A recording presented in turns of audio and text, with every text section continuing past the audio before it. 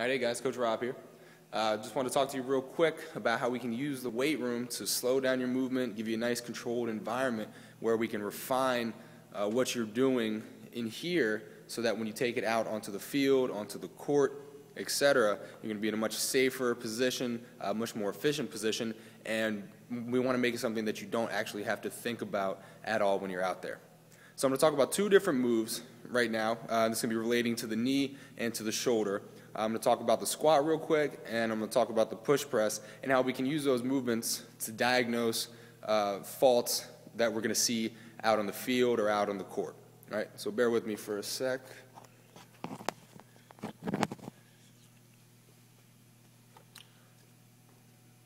You guys see my knees?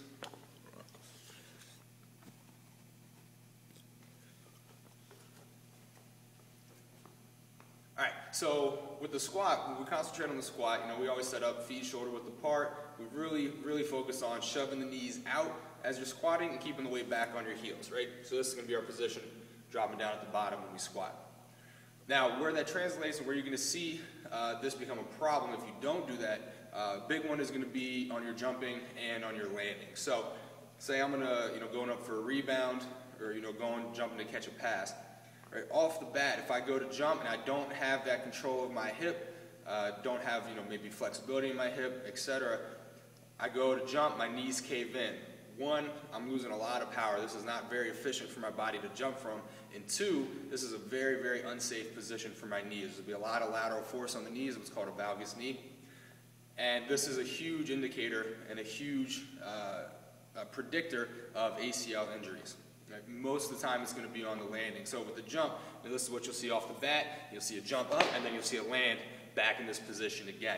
And like I said again, that's a very huge indicator of an ACL injury because there's going to be a very huge lateral force coming through that knee, which is going to be very dangerous.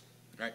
Second thing is going to be the push press. So from the side here, we'll talk about the push press or the press. We'll just go with the press and the position with the shoulder. So when we set up for the press, we want to think about pulling the chest up nice and tall, nice big wide chest, shoulders are set back. What happens is that doesn't happen. You sit at a desk all day, the shoulder slumps forward into this position. Right now, when I go to throw, when I go to make a pass, I'm basically just reefing on my rotator cuff over and over and over again. My rotator cuff, my labrum, and this is where you're going to end up seeing a lot of a little bit maybe micro tears in the rotator cuff.